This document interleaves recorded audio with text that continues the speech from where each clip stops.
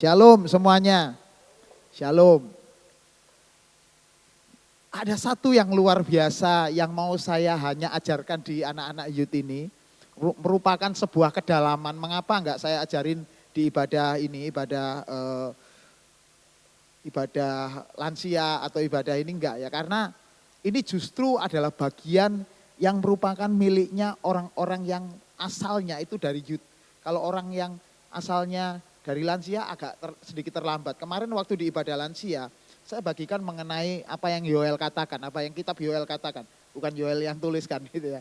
Yang Yoel katakan bahwasanya pada akhir zaman nanti anak-anak akan mendapatkan penglihatan, teruna-teruna akan mendapat penglihatan, anak-anak akan mendapatkan vision.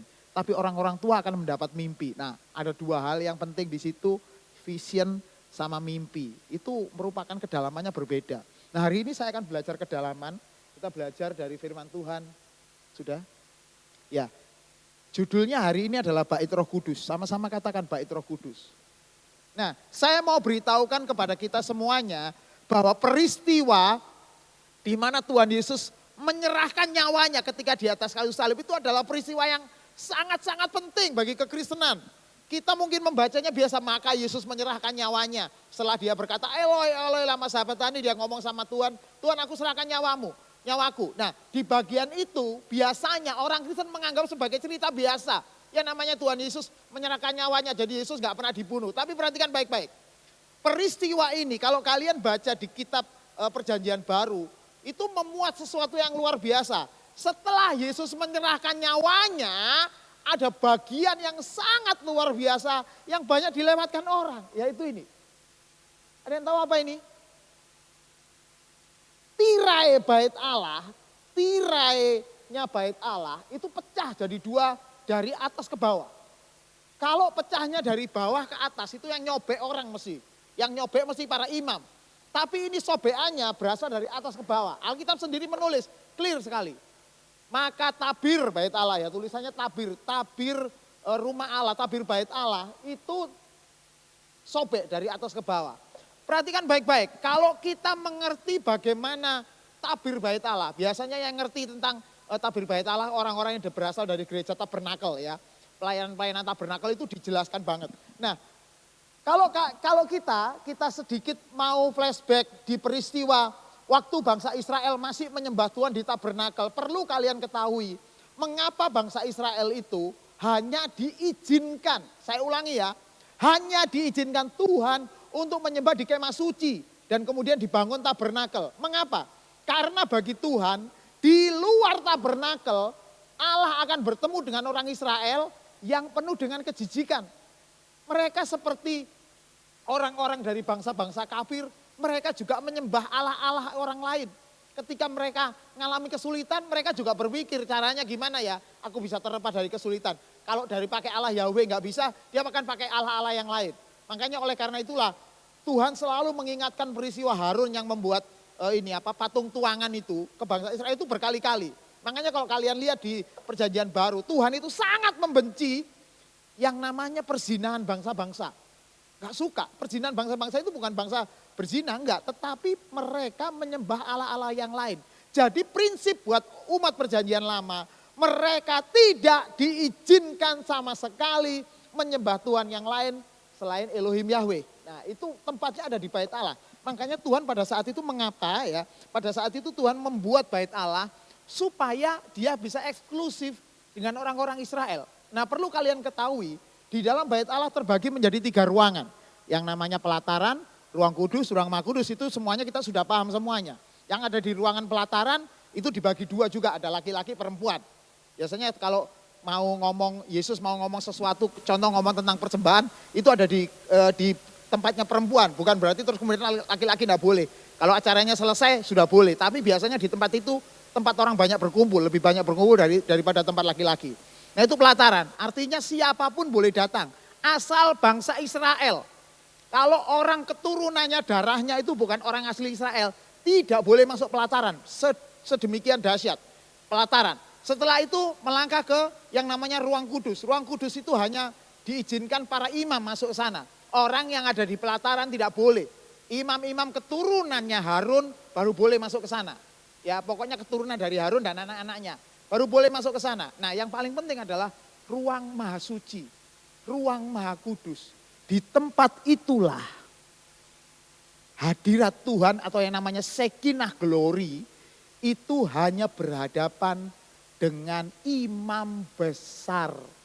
1 tahun sekali pada hari perayaan Yom Kippur namanya.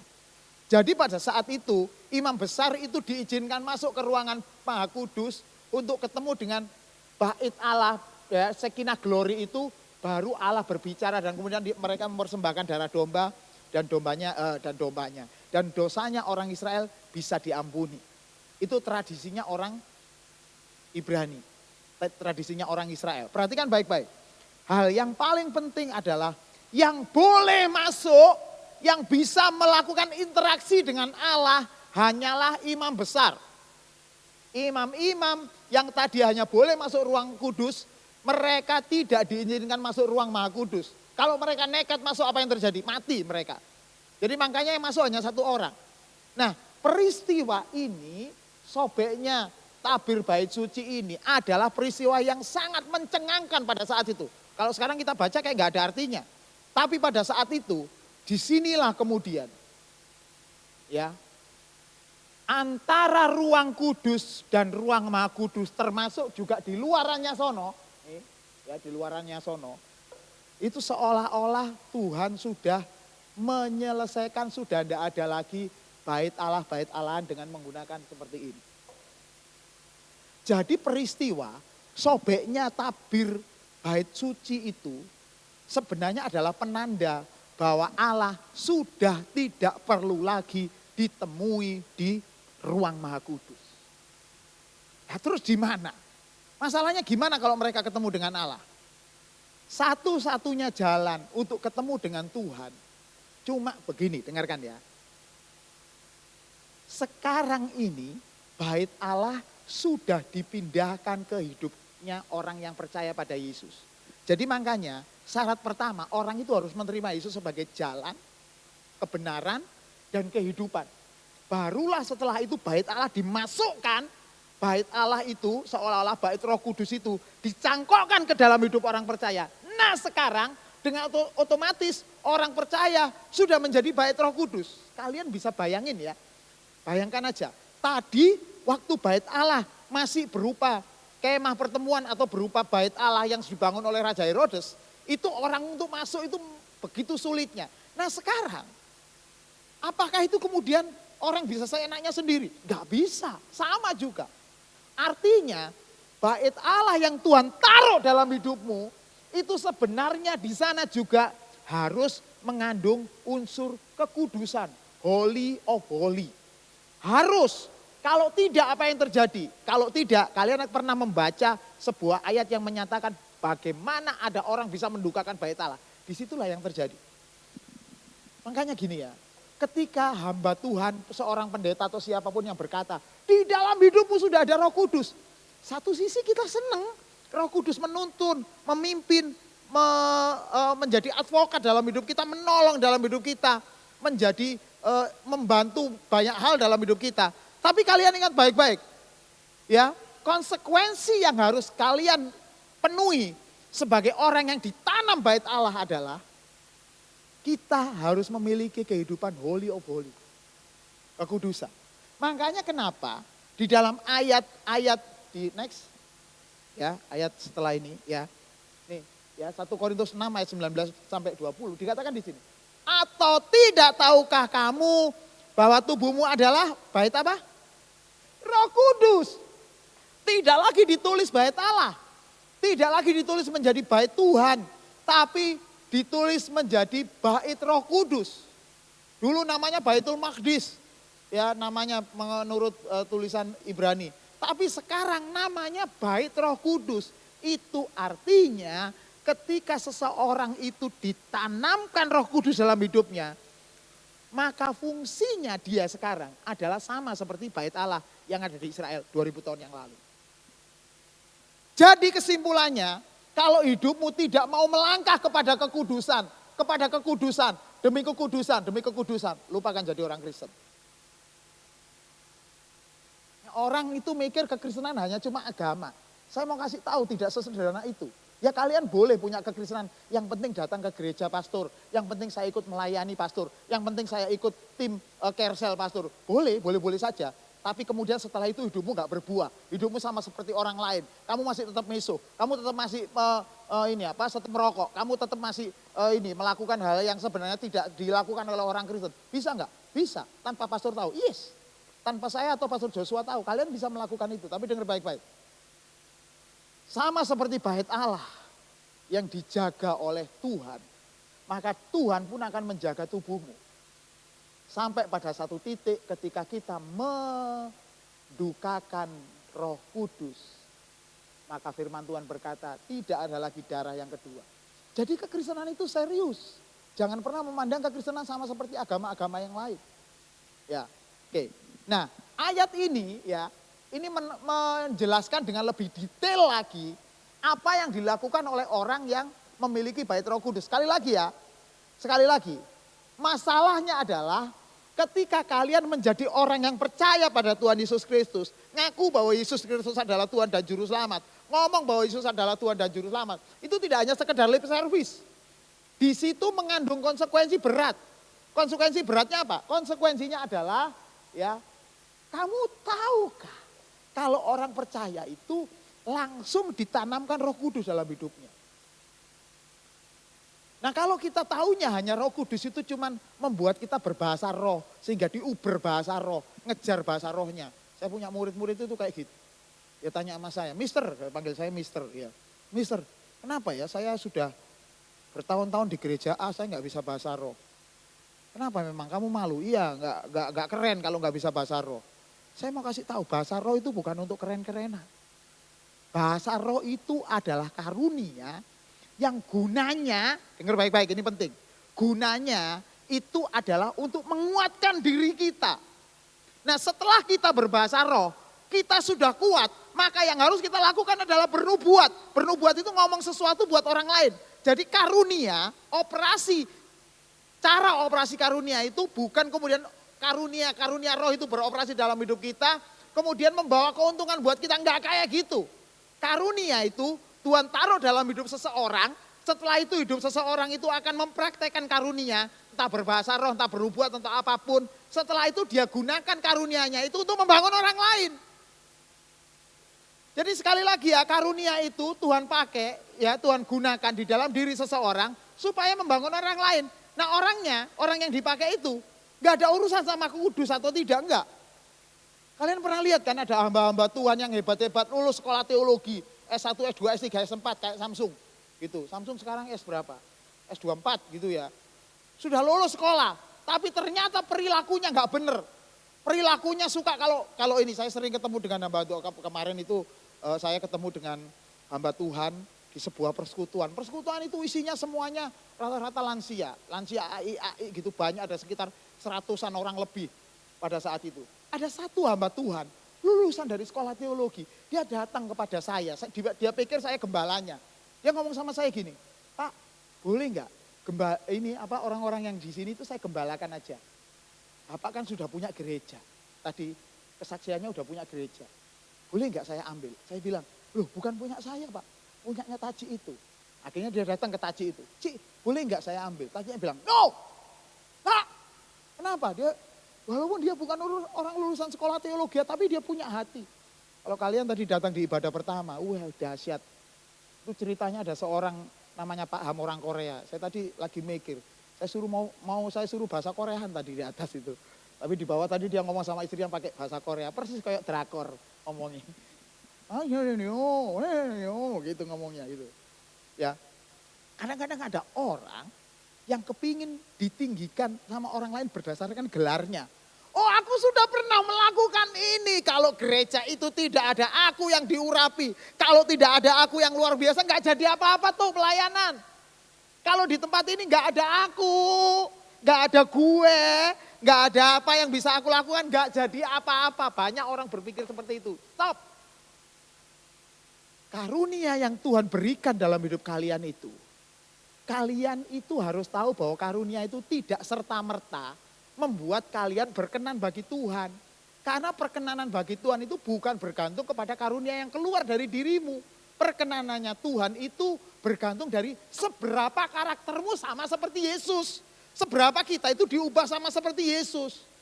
Ketika kita datang di gereja, ketika kita datang di ibadah, cuman karena kita ketemu sama teman-teman kita yang senafas, satu vibe, orang-orang yang satu ini, satu istilahnya yang semangatnya sama.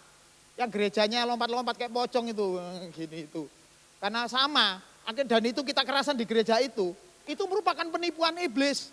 Kenapa? Karena kita nggak jadi semakin seperti Yesus. Kita jadinya mirip, seperti teman kita. Nah yang penting dalam hidup anak-anak muda, orang-orang muda seperti kalian. Makanya sekali lagi ya, firman Tuhan ini tidak saya tujukan untuk orang-orang lansia.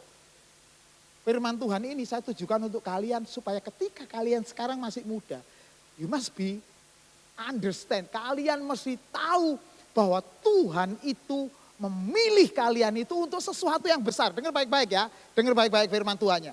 Firman Tuhan berkata, kamulah bangsa yang terpilih, imamat yang rajani, bangsa yang kudus, umat kepunyaan Allah. Firman Tuhannya kan kayak gitu, kita hafalin. Tapi saya mau kasih tahu, udah banyak orang ngerti maksudnya.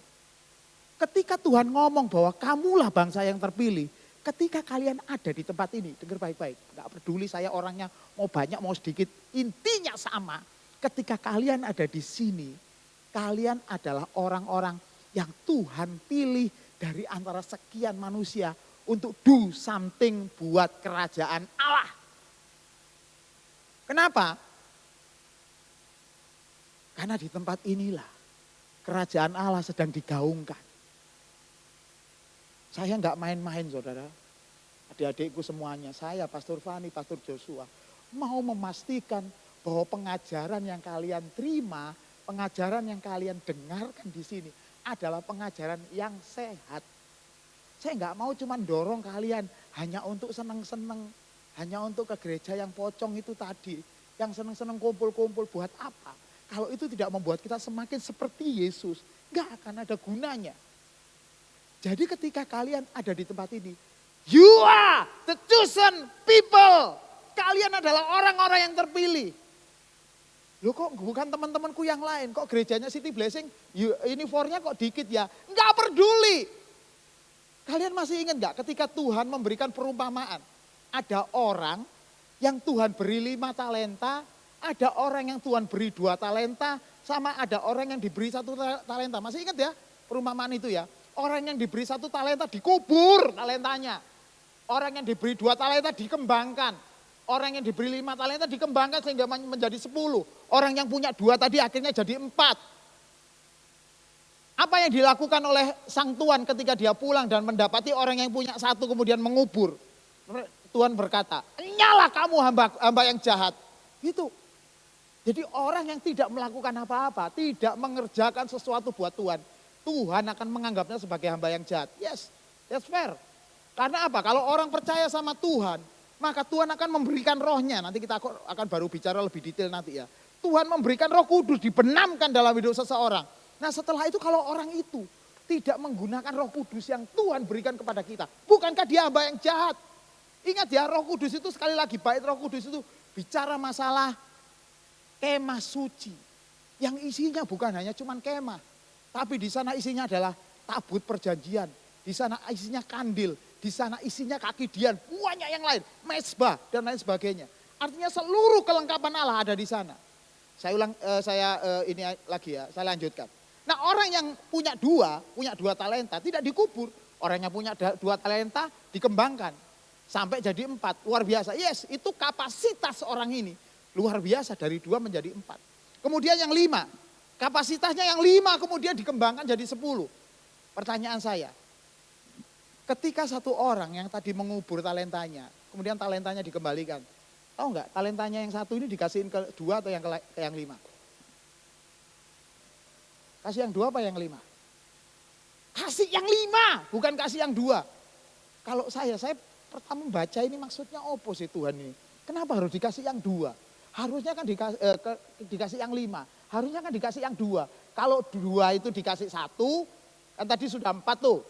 Kalau dikasih 1 jadi tambah 5. Nanti kalau dia kembangkan kan jadi 10. Minimal dia menyamai sama yang punya 5. Kok malah dikasih yang kelima? Dengar baik-baik. Tuhan berkata clear, jelas sekali. Ya, kenapa dia kasih itu di tempatnya 5? Karena Tuhan menilai orang yang melakukan, yang mengembangkan karakter 5 ini kapasitasnya luar biasa. Ya titipi sesuatu yang besar. Makanya orang yang kalau kapasitasnya di gereja Tuhan dikembangkan, gak hanya duduk-duduk, nunggu nanti kalau kita disapa sama pastor Joshua, ayo datang ke Mbah Dapur. Iya pastor, ya pastor. Gak akan pernah sama seperti orang yang ketika tahu bahwa Mbah Dapur exciting dia datang. Dia lakukan do something untuk Tuhan di tempat ini. Beda, clear, beda. Nah dari sini kita tahu ya, saya bukannya mengagungkan yang 5 dan merendahkan yang 2, enggak. Dengar baik-baik, bagi Tuhan, mau kita punya kapasitas 2, mau kapasitas 5, di mata Tuhan sama. Sama, Tuhan enggak beda-bedain. Walaupun kalian di tempat ini melakukan sesuatu lebih banyak, walaupun kalian di tempat ini mungkin melakukan sesuatu yang enggak terlalu banyak, mungkin ngurusi multimedia atau mengurusi yang lain, yang penting do something untuk Tuhan, maka Tuhan akan percayakan kalian kapasitas yang lebih lagi. Itu. Tuhan tidak melihat jumlah kapasitas kita, enggak. Yang Tuhan lihat apa? Ketekunan. 2 itu mengembangkan talentanya menjadi 4. Itu ketekunan. Yang 5 kemudian ditambahi 1, mungkin jadi 6, dikembangkan mungkin jadi 12. Ketekunan. Yang Tuhan hargai itu ketekunanmu. Makanya kenapa di gereja Tuhan tidak boleh ada orang yang iri sama orang dengan kapasitas yang lebih besar. Ini masalahnya. Karena Tuhan sekali lagi ya gak lihat kapasitas. Mau kita melakukan sesuatu yang bagian besar, paling besar di gereja. Tapi kalau kita gak tekun, dibuang sama Tuhan. Sama seperti kemarin saya jelaskan. Sama seperti carang yang tidak mau nempel di pokoknya, dipotong kok. Clear banget. Nah di sini ya saya kembali lagi ke Bait Roh Kudus ya.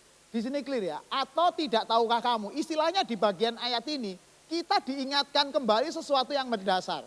Hei orang-orang yang percaya, hei orang-orang yang mengaku anak-anak Tuhan, orang-orang yang mengaku orang-orang yang melayani Tuhan. Tidak tahukah kamu bahwa tubuhmu, badan kita, yang kita miliki sekarang itu di dalam hidupmu itu ada Roh Kudus.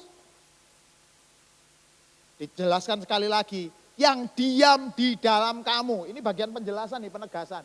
Ini tulisan Paulus selalu seperti ini. Tidak hanya menulis dalam satu kalimat aja. Tapi kalau kalimat itu penting, dia akan tekankan yang kedua. Roh Kudus yang Tuhan taruh di dalam diri kalian, Roh Kudus yang ada di dalam diri kalian itu, Tuhan berikan diam di dalam hidupmu. Tambah lagi, Roh Kudus yang kamu peroleh dari Allah. Ditegaskan sekali lagi bahwa Roh Kudus itu bukan karena kita mencari-cari sendiri. Bukan karena kita hebat. No, itu semuanya pemberian dari Allah. Jadi jangan ada orang yang merasa sombong. Kalau di pelayanan dia banyak dipakai. Kalau pelayanan ternyata dia banyak melakukan banyak hal. Jangan sombong dan kemudian kita berkata kalau nggak ada aku selesai pelayanan itu. Dengar baik-baik ya adik-adik semuanya. Tuhan bisa pakai batu-batu itu melayani Tuhan loh. Bisa. Makanya kita jangan merasa bahwa diri kita hebat. Gitu. Nah, ditegaskan sekali lagi, yang Roh Kudus yang kamu peroleh dari Allah. Dan yang kata yang paling penting itu kata setelahnya. Kita baca sama-sama ya. Dan bahwa kamu bukan, ulangi sekali lagi.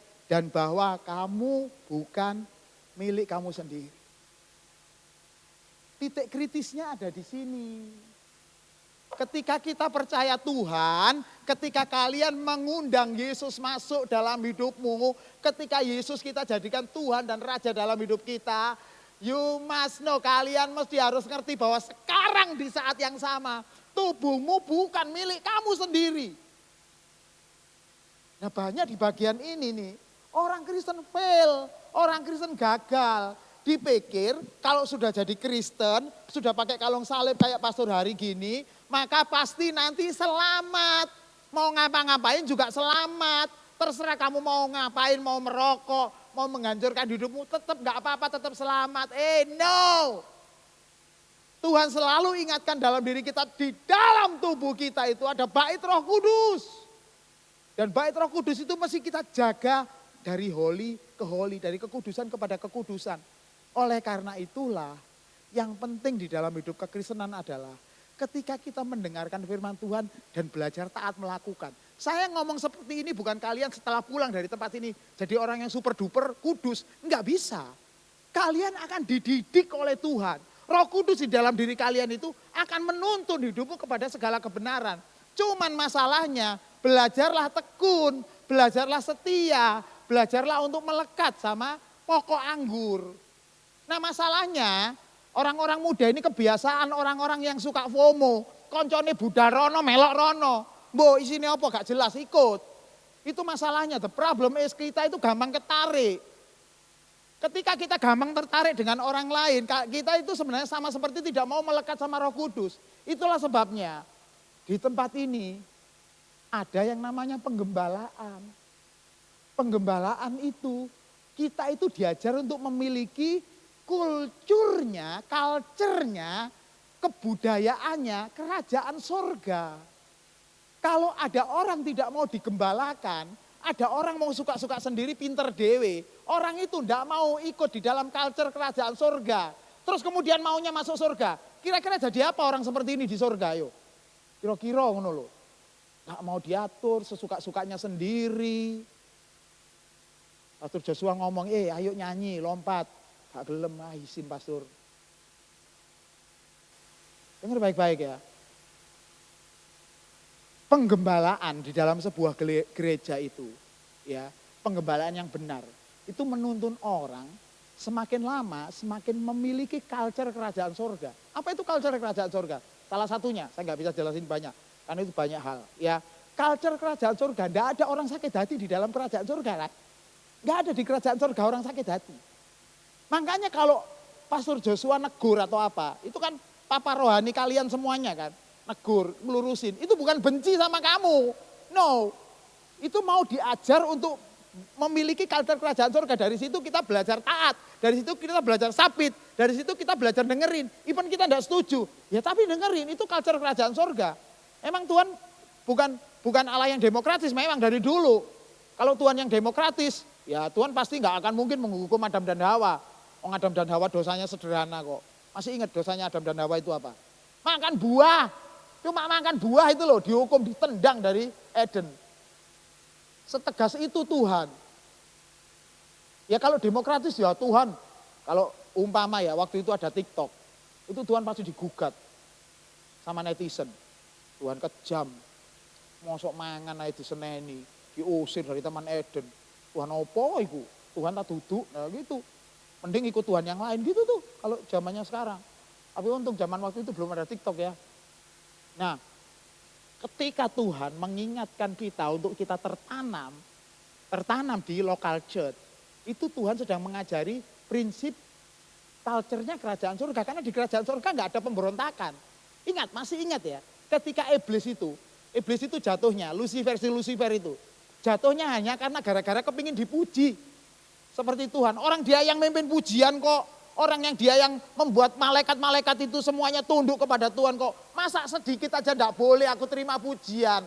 Hebat loh kamu tadi itu memimpin, hebat loh. Kan harusnya boleh. Enggak boleh di dalam prinsip kerajaan Allah. Belajar kita rendah hati semua. Prinsip. Dan saya mau kasih tahu. Ini penting ya, bagian ini penting. Kalau kalian selama di dunia ini. Enggak pernah hidup di dalam prinsip kerajaan Allah. Culture kerajaan Allah. Jangan mimpi kalian untuk masuk surga. Gak bisa. Gak bisa. Karena culture kerajaan surga itu dibawa dari ketika kita di bumi belajar. Dan bukan hanya kita merasakan, bukan hanya belajar. Tapi doa Bapak kami berkata, jadilah kehendakmu di bumi, di surga sama seperti di bumi sama seperti di surga. Jadi kekristenan yang benar itu adalah kekristenan yang kalian itu bisa merasakan culture kerajaan surga tinggal di dalam hidupmu. Culture kerajaan surga itu bukan berarti yang enak-enak, bukan. Tapi ketika kita belajar rendah hati, belajar taat, belajar sabit, itulah di dalam gereja lokal itu. Setiap orang selalu punya bapak rohani. Mungkin kalau bapak-bapak kita jasmani di dunia ini mungkin tidak selalu menyenangkan kita. Tapi bapak rohani, kalian harus belajar untuk submit. Itu prinsip kerajaan surga. Prinsip kerajaan Allah. Dan prinsip ini yang harus kita gaungkan berkali-kali. Supaya apa? Ketika kalian ditanam ada di tempat ini, kalian bukan sedang diajak kumpul-kumpul untuk melakukan hal yang FOMO. Bukan. Kalian sedang dipersiapkan untuk memiliki ini. Bait Roh Kudus dalam hidup. Tapi prinsip yang pertama yang harus kalian miliki, dengar baik-baik. Jangan pernah merasa bahwa tubuh kita itu tubuhmu sendiri. Orang yang masih merasa memiliki tubuh sendiri di dalam dirinya, walaupun even dia percaya pada Tuhan, bahkan dia melayani Tuhan, tetapi kalau dia masih punya perasaan seperti ini, gak mungkin bisa menjadi anak Tuhan. Gak mungkin. Benar saya ngomong. Gak mungkin, bukan saya ngomong ini keras. No, memang seperti itulah firman Tuhan. Kalian bayangin gak? Orang seperti Yudas yang mulai dari 3,5 tahun ikut Yesus, kemana-mana ikut Yesus. Murid-muridnya tidur di padang rumput waktu itu ya. Padang, dia ikut tidur sama seperti Yesus dia ikut. Kemudian pada detik akhir, karena dia ingin menjual Yesus. Maksudnya mungkin tidak ingin menjual gitu loh. Maksudnya seperti biasanya Yesus itu bisa lolos. Memang dia memanfaatkan 30 keping perak itu lumayan untuk menambahi duitnya dia. Ya, maksudnya dia seperti itu, ternyata bablas. Akhirnya Yesus ditangkap. Pada akhirnya ditolak sama Tuhan loh. Hanya karena itu. Tapi orang seperti Petrus yang 3 kali melakukan kesalahan pada Tuhan. Menyangkal Tuhan maksudnya. Di cerita-cerita sebelumnya ada tuh Petrus yang jadi iblis. Pikirannya dipakai iblis. Tapi saya nggak cerita bagian itu. 3 kali menyangkali Tuhan. Tuhan masih rangkul. Tahu dari mana? Kenapa mereka bisa seperti itu? Si Yudas keluar dan kenapa Petrus masih ada, kemudian masih bisa dipakai Tuhan luar biasa? Karena Petrus mau tinggal di komunitas. Komunitas murid-murid Tuhan Yesus. Mungkin pada saat Petrus pulang ke tempat persekutuannya, tempat doanya. Semua orang ngolok-ngolok dia, Petrus dasar kamu kayak gak kenal Yesus. Padahal ada yang nanya sama kamu perempuan kecil loh. Kamu orang Galilea, kamu temennya ya? Oh bukan aku gak kenal dia. Kamu itu kayak apa? Mungkin dimarahi sama teman-temannya. Tapi dia belajar rendah hati. Belajar mau bertobat. Karena dia tinggal di komunitas. Maka dia masih dipakai Tuhan luar biasa. Sama Yuda. Nah, prinsip pertama yang harus dimiliki adalah kalian ketika masuk di dalam sebuah culture kerajaan Allah di gereja lokal, disitulah kalian dibentuk. Disitulah Roh Kudus itu membentuk kita. Ketika kalian di dalam gereja lokal ketemu masalah, ketemu persoalan, selesaikan itu dengan cara firman Tuhan. Jangan gampang sakit hati keluar. Jangan sakit hati kemudian udah gak gereja-gerejaan apa di gereja ini gak ada kasih sayang. Apa di gereja ini orangnya dikit. Apa di gereja ini orangnya cuma sakmono. Gak berkembang aku. Guys, ini bukan masalah berkembang atau tidak. Tapi masalahnya apakah rohanimu bertumbuh dengan cara yang benar atau tidak. Lanjut ya. Lanjut. Waduh jamnya. Gak kroso. Ini masih belum slide ketiga. Yang slide kedua. Sebab kamu telah dibeli dan harganya telah lunas dibayar. Perhatikan baik-baik ya. Ketika kita percaya pada Tuhan Yesus, kenapa ada kata-kata bahwa tubuhmu bukan milik kamu sendiri? Karena kita semuanya sudah dibeli, harganya lunas dibayar. Apa itu dibeli itu? Sekarang kalau dulu manusia yang tidak percaya sama Yesus, itu clear sudah pasti. Mau sekaya apa, mau sebaik apapun, kalau orang tidak percaya Yesus, gak akan mungkin sampai ke tempat Bapa. Gak akan mungkin. Duh, dia baik pastor, dia nolong orang, gak peduli.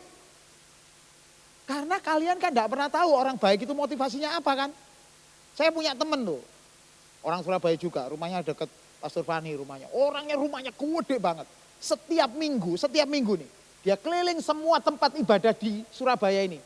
Mau ketemu tempat ibadahnya Islam, Kristen atau apapun gak peduli. Dia kasih duit 25 juta. Gak tahu tempat kita, gereja kita pernah dikasih gak tahu. Karena kan hanya jaga satpam gitu. Dia kayak gitu tuh, kurang baik apa? Saya kalah baik sama dia. Tapi permasalahannya ketika dia punya masalah, ketika sampai uangnya gak punya, dia ngomong sama saya gini, Pak, kok orang-orang yang saya kasih duit gak ada yang datang kembali ke saya ya? Artinya berterima kasih atau kembali nolong saya ya, coba. Motivasinya ternyata nggak benar. Ketika dia kasih duit ke orang lain, dia berharap ketika dia susah, orang lain melihat dia. Kan itu motivasi nggak benar di dalam kerajaan Allah. Kita itu membawa berkat Tuhan, kalian memberikan persembahan, perpuluhan dan lain sebagainya. Bukan supaya kalian nanti berkatnya melimpah-limpah. Enggak. Kalian memberikan sesuatu buat Tuhan, mengembalikan berkat Tuhan. Karena kita mengasihi Tuhan. Bukan karena kita kepingin diberkati. Terkutuklah orang yang seperti itu coba. Itu kan sama kayak gini. Kalian punya nenek, bah tak kasih duit 10.000 ya. Ya wis, terima kasih ya Cuk ya. Tapi bulan ngarep balik 10 kali lipat. Piro berarti? 10 kali lipat berarti piro? 100. Balik 100 Mbak. Kalau saya jadi neneknya, anak kayak gini tak jantur enak. Nah kalau dia ngasih 10, kalau ngasih 1 juta, kemudian dikasih 10 kali lipat. Berarti kan jalur 10 juta. Ini aku duwe, nek gak duwe ya apa terusan. Kan enak dijantur arek kayak gini iki. Dan banyak orang Kristen yang kayak gitu tuh. Ngasih persembahan supaya nanti Tuhan memberkati 30, 60, 100 kali lipat. Kurang ajar banget tuh orang seperti ini. Saya tahu 30, 60 sama 100 kali lipat itu ada ayatnya. Ada ayatnya pastor. Coba kalian baca lagi di rumah. Ayat itu bicara masalah duit atau masalah benih firman Tuhan. Benih firman Tuhan. Kalau enggak percaya nanti baca di rumah. Itu. Ada lagi ayat Yohanes 10 ayat 10 yang sering dipakai jadi senjatanya orang. Enggak ada di sini. Ayo yang punya Alkitab dibuka. Yohanes 10 ayat 10.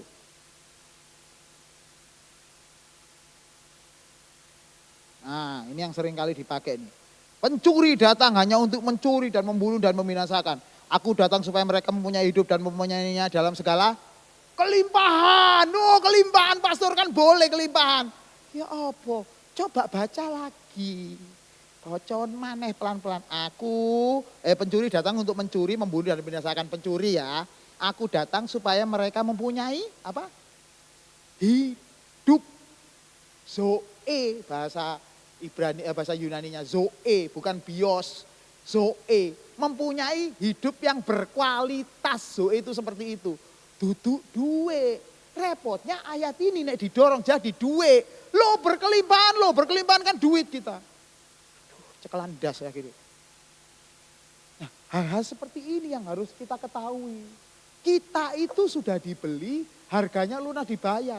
Kita ini sebenarnya, nek wong Jawa ngarani, dadi NTP neraka. Kalian tahu NTP neraka? Ngerti? Ngerti intip? Intip itu ya, tak ceritain ya. Nenek saya di desa itu pernah masak nasi. Kemudian ada nasi kering-kering ngene pojokane pojokane dandang. Iku jenenge intip. Karena nasi yang sudah bertahun-tahun dimasak, lupa mencuci ini dandangnya. Akhirnya jadi intip, keras nasinya, tapi dipangan enak iku nek gelem. Gak apa-apa. Nah, kita itu jurusannya ke sono. Mau orang baik sebaik apapun, kalau dia tidak mengenal Yesus, maka hidupnya akan terpisah dari Tuhan. Yang mengerikan di dalam kehidupan ini kan kematian kan. Orang takut pada kematian. Tapi sebenarnya yang paling mengerikan adalah ketika hidupnya terpisah dari Allah. Kenapa? Karena keadaan terpisah dari Allah itu artinya kita jauh dari Tuhan selama-lamanya. Kalau kita mati aja mah gak apa-apa, tabrak jeder, loro cekot mari ngono wis gak duwe nyawa. Hilang mari ngono nyawane. Kalian pernah ngerasakan mati enggak? Ayo tak ajari sekarang ya. Ayo ikuti saya. Merem, semuanya merem. Melek, pindah ke tempat lain. Nah itu namanya mati itu, ngalami mati.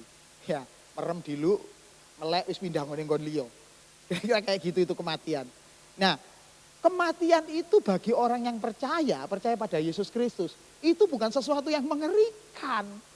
Bagi orang Kristen yang mengerikan adalah kondisi di mana nanti ketika dia mati, dia terpisah dengan Tuhan selama-lamanya. Tuhan ada di sono, Bapak ada di sono, dia ada di sini. Masih ada itu kisahnya di Lazarus itu. Dia melihat orang yang miskin, Lazarus itu yang miskin itu, mereka dia ada duduk di pangkuannya Abraham. Sementara orang kaya melihat dari jauh. Itu terpisah dari hadirat Tuhan. Itu yang mengerikan. Karena apa? Mengerikannya kita tidak akan pernah bisa balik. Coba hidup bisa diretur ngono enak. Iso di andu gitu. Kalian tahu andu? Nek dulinan game, mari ngono kalah, kan iso dibaleni maneh. Hidup nggak bisa kayak gitu, saudara. Sekali kita fail, ya mari. Kalau kita sudah berangkat ke sono, gak iso balik meneh. Aduh Tuhan, sik ya bijim. Rong dino ae aku tak nanggone gereja. 2 hari aja saya ke gereja, saya perbaiki hidup. Gak bisa. Kalau kalian sudah mati, 4 hari mari ngono tiba-tiba muncul di gereja, sak gereja melayu kabeh. Nah, oleh karena itulah ketika kalian dikasih kesempatan untuk hidup, gunakan baik-baik bahwa hidup ini menjadi milik Tuhan, sudah bukan milik kita sendiri karena kita sudah dibayar lunas. Dan apa kata firman Tuhan untuk orang-orang seperti ini yang sudah dibayar lunas ini? Karena itu muliakanlah Allah dengan tubuh. Memuliakan Allah dengan tubuh kita itu bukan cuman kita datang di ibadah for melayani Tuhan enggak. Tetapi bagaimana Roh Kudus dalam hidup kita itu semakin lama semakin menunjukkan warna Roh Kudusnya itu secara luar biasa. Kalau kalian melok Tuhan, tapi tontonannya sik gambar porno, sik tontonannya sik enggak gambar unyil yang kalian lihat, dan itu kalian suka ada di sana. Itu bukan culture kerajaan surga. Kalian mesti belajar untuk memiliki culture kerajaan surga semakin lama harus semakin nampak dalam hidup kita. Makanya tujuan kekristenan itu bukan nanti semakin dekat orang melayani Tuhan. Enggak. Karena justru kadang-kadang orang yang semakin bisa melayani Tuhan semakin sombong. Semakin melete. You know what is the meaning of melete, right? Irungnya diangkat. Biasanya kalau orang udah melayani, udah ada di gereja, ada di lingkungan kepengurusan gereja, udah nggak mau lagi tuh nyanyi, lompat-lompat, angkat tangan. Tadi pagi tuh saya juga lucu juga ya, kita diajak gini, aku melok aja wis gak apa-apa. Ya, disitulah kita diajarkan untuk memuliakan Allah dengan tubuhmu. Next, saya akan mengajarkan kalian bahwa memuliakan Allah dengan tubuhmu itu hanya efektif dilakukan di bumi ini. Memuliakan Allah dengan tubuh kita, memuliakan Allah itu tidak bisa kita lakukan nanti di sono. Telat wesan. Pastor kan bukannya di surga kita cuma nyanyi-nyanyi. Saya ngomong di surga nyanyi-nyanyi ku sopo. Kan para WL, termasuk saya dulu kan jadi WL. Saya dulu itu ngakui di depan sini itu ngomong. Saudara, nanti di surga kita akan menyanyi buat Tuhan. Seterusnya, selama-lamanya menyanyi. Lah kalau saudara di sekarang enggak mau nyanyi. Nyanyi yang ini. Tepuk tangan yang ini. Hari ngono waktu ibadah, tulinan game aja. Kemarin ada tuh di ibadah lansia, saya dikasih tahu sama Kak Midu. Pastor, itu ada orang duduk di depan, tapi ngeri. Dia main game sendiri di depan. Orang-orang yang seperti ini berharap mempermuliakan Tuhan nanti di sono. Gak iso. Kok nyanyi sak jam aja wis kesel. Terus nyanyi selama-lamanya. Terus ceritanya kalau kalian gak kerasan di surga itu terus di mana? Aduh gak kerasan di sini nyanyi dok. Sampai cuel lambeku. Gitu. Saudara di mana memang? Nah di surga itu isinya bukan cuma nyanyi-nyanyi. Di surga itu berisi kerajaan Allah. Makanya selalu saya bilang itu isinya adalah kerajaan Allah. Di sana isinya pemerintahan. Oleh karena itulah orang Kristen yang benar harus memiliki culture kerajaan Allah. Semakin lama nanti kalian itu ya, kalau semakin lama semakin benar. Ya. Kalau dulu kumpul sama teman-temannya, ditawari gambar porno, biasanya tambah ini koleksi ini tambah akeh. Oh ya koleksi aku duwe. Tapi nanti semakin kalian memiliki culture kerajaan Allah, dengan sendirinya sudah bisa menolak. Gak usah nunggu nanti ketahuan Pastor Joshua, handphonemu isinya kok ngono. Gak usah. Tapi kita sendiri sudah pasti menolak. Itu culture kerajaan Allah. Mengapa? Karena Roh Kudus, saya ulangi sekali lagi supaya clear ya. Karena Roh Kudus itu Tuhan taruh di dalam hidupmu. maka Roh Kudus itu akan menuntun kamu kepada kebenaran. Problemnya adalah kenapa kita tidak bisa sampai kepada kebenaran? Karena kita yang tidak mau dipimpin oleh Roh Kudus. Firman Tuhan berkata, akulah jalan, akulah kebenaran, dan akulah kehidupan. Itu adalah step by step yang dilalui oleh orang percaya. Ketika kita belum percaya Yesus, ketika kita masih belum menentukan, belum dibaptis, kita masih bingung jalan yang mana.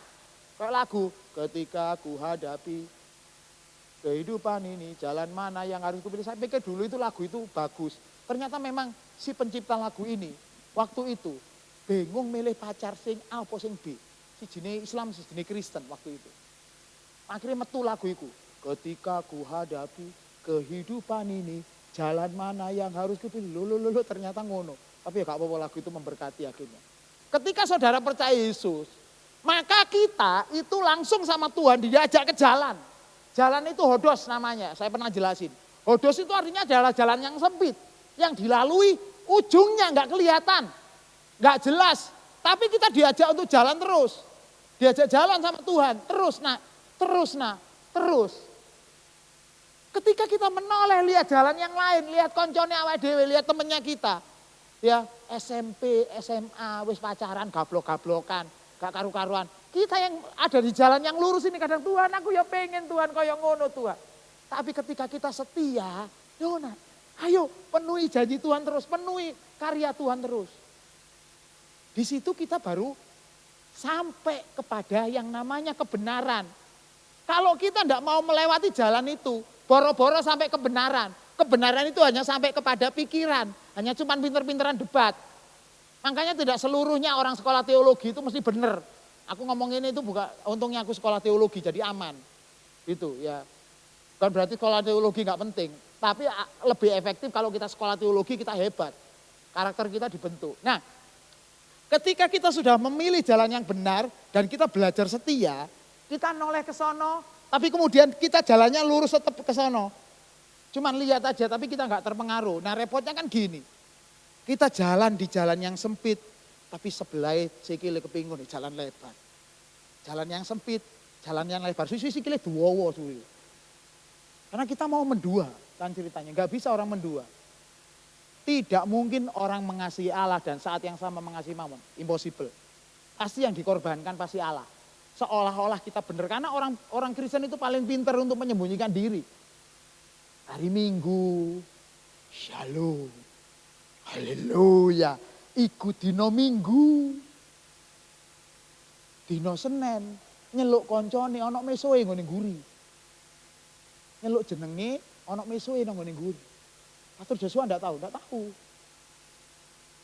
Tapi kalau kita melakukan itu sama dengan kita maunya di jalan, hodos, tapi kakinya ke sono. Ingat ya, di Sodom Gomora itu ada satu orang yang pada akhirnya enggak bisa Tuhan tolong. Itu istri Lot. Kenapa? Kan dia noleh ke belakang. Noleh ke belakang bukan cuma noleh, tapi dia mengingini apa yang dimiliki oleh dunia. Dia enggak bisa sampai kepada Bapa. Nah setelah itu, setelah sampai kepada jalan itu baru kita nemu kebenaran. Kebenaran itu beda dengan kebaikan. Tidak selalu hal yang baik itu benar, tapi kalau sesuatu yang benar itu pasti baik. Itu nah kadang-kadang kita itu lebih nurut kebaikan. Biasanya orang-orang muda kayak gitu, apalagi sekarang. Sekarang banyak pengajaran-pengajaran yang meragukan Tuhan. Apakah sebenarnya Tuhan itu ada? Oh, gitu pertanyaannya. Bukan susah jawab itu. Tuhan itu sebenarnya ada enggak sih? Kalau ada kenapa kita tidak merasakan Tuhan? Itu kan podo ambek angin. Tapi angin bisa kita rasakan hembusannya. Tuhan tidak bisa. Akhirnya lama-lama jadi ateis ini anak ini. Itu. Karena dia hanya ada di kebaikan. Kalian tahu, kebenaran itu bukan hanya bicara kebenaran yang bisa dibuktikan. Tapi kebenaran dari iman. Dan ini yang sedang Tuhan lakukan dalam hidup kita. Saya berharap Roh Kudus yang Tuhan taruh dalam hidupmu itu, kamu ikuti juga. Supaya memimpin kita kepada kebenaran demi kebenaran terus. Sampai nanti kalian akan sampai kepada jalan kebenaran dan zoe, hidupnya Tuhan sendiri. Kalau sudah punya hidupnya Tuhan di dalam dirimu, mau dihina sama orang, mau direndahkan sama orang, gak penting. Yang paling penting kalian diacungi jempol sama Tuhan. mau orang hina kamu. Gak sekolah, gak tahu wadus, ireng, dan lain-lain. Gak membuat kamu down. Bahkan di pelayanan ada yang menghina. Suaramu loh. Lah ini suaranya A, kamu suaranya H. Suara B, H. Suara C, H. Yang penting pelayanan, melayani Tuhan. Mempermuliakan Tuhan. Dan itu yang sedang dilakukan oleh Gereja Surabaya City Blessing. Untuk mengajar kita semua memiliki culture kerajaan surga. Mari kita berdoa. Kita tolong pemain musik.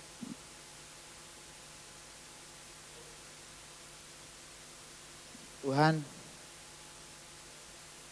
mari ajar kami semakin hari, sampai semakin mengerti bagaimana kami harus memiliki hati yang dipenuhi dengan Roh Kudus, Tuhan. Karena kami tahu ketika Tuhan berkata bahwa hati kami adalah bait Roh Kudus, itu artinya kami tidak bisa berjalan suka-suka kami. Kami harus berjalan mengikuti apa kata Tuhan sebagai pemilik hidup kami. Karena hidup kami sekarang bukan milik kami sendiri. Engkau yang ada dalam kehidupan kami. Tuhan, ajar adik-adik kami semakin luar biasa bersama-sama dengan Engkau. Memiliki hati yang bukan hanya datang mengikuti jam-jam ibadah, tapi kami benar-benar mempermuliakan nama Tuhan. Di gereja lokal tempat kami ditempatkan. Mari semakin perbarui hidup kami. Memberkati setiap kami di dalam nama Tuhan Yesus Kristus. Kami sudah berdoa dan mengucap syukur. Yang percaya Tuhan sama-sama katakan amin. Tuhan Yesus memberkati.